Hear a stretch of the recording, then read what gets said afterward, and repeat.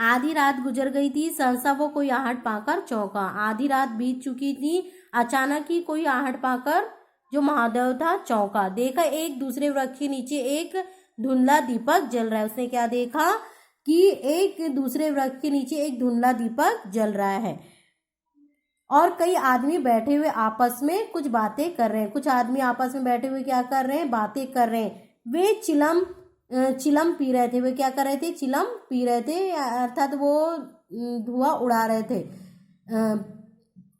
तंबाकू की महक ने उसे अधीर कर दिया। तंबाकू जिस तरह से बीड़ी पीते हैं उसी तरह से चिलम पी रहे थे, उसका धुआं उड़ा रहे थे।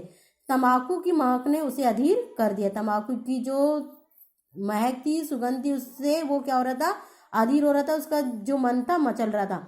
उच्च स्वर से बोला, सदगुरु दत्त शिवदत्त दाता। उच्च स्वर में ने जोर से फिर बोला, सदगुरु दत्त शिवदत्त दाता। और उन आदमियों के चिलम पीने चला गया और उन आदमियों की ओर ही वो क्या होने लगा, चिलम पीने जाने लगा। किंतु जैसे बंदूक की आवाज सुनकर हिरण भाग जाते उसी प्रकार उसे आते देख सबके सब उठकर भागे। किंतु जैसे ही वो उनकी ओर जा रहा था, उन आदमियों की चिलम पीने जा रहा था, तो जैसे ही बंदूक की आवाज सुनकर लोग हिरन जानवर भाग जाते हैं, उसी प्रकार से उसे आता देखकर सभी वहां से उठकर भाग गए।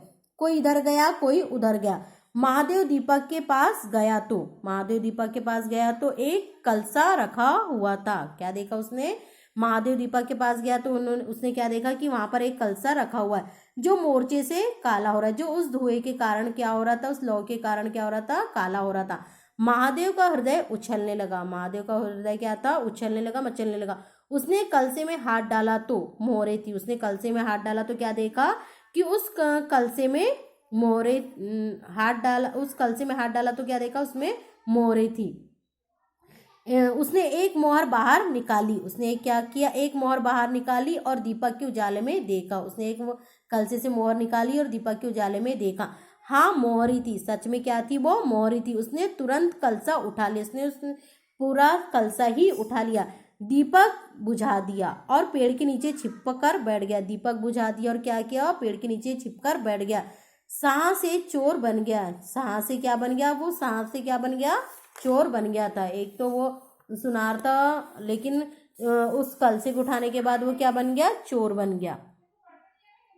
उसे फिर शंका हुई, ऐसा ना हो चोर लौट आवे। उसे डर था कि कहीं जिसका वो कलसा है वो फिर से लौट ना आने।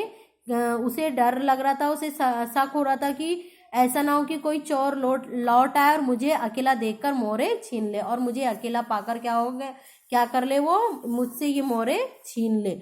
उसने कुछ मोहरे कमर में बांधी। उसने कुछ मोहरे क्या करी, कमर में बांधी।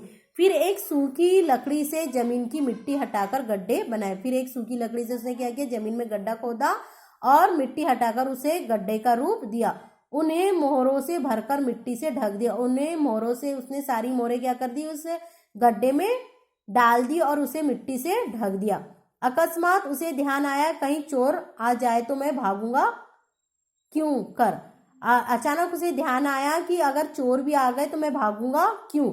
उसने परीक्षा करने के लिए कलसा उठाया। उसने परीक्षा करने के लिए क्या किया, कलसा उठाया और 200 पग तक बेतहाशा भागा हुआ चला गया। और उसने परीक्षा लेने के लिए क्या किया, उस कलसे को उठाया जो खाली कर दिया था उसने, और 200 पग यानी पैर दौड़ता हुआ बेतहाशा भागा हुआ चला गया। उसे कोई किसी प्रकार का होश नहीं था, बस वो क्या कर रहा था, दौड़ते ही जा रहा था। ऐसा लग रहा था उसके पैरों में पर लग गए। ऐसा जान पड़ रहा था कि इतना दिन भर दौड़ धूप करने के बाद भी उसके पैरों में इतना जोर आ गया था कि ऐसा लग रहा था कि उसके पैरों में क्या लग गए हो, पंख लग गए हो। अरुणोदय का समय था। अरुणोदय सूर्यास्त का समय था। प्रकृति अर्थात सूर्योदय का समय था। प्रकृति एक अनुरागमय प्रकाश में डूबी हुई थी। प्रकृति एक क्या थी, एक अनुराग यानी प्रेम रूपी प्रेम में मग्न होकर प्रकाश में डूबी हुई थी। उसी समय तोता पैरों को जोड़े हुए ऊंची डाल में उतरा। उसी समय क्या हुआ, तोता पैरों को जोड़े हुए ऊंची डाल से उतरा।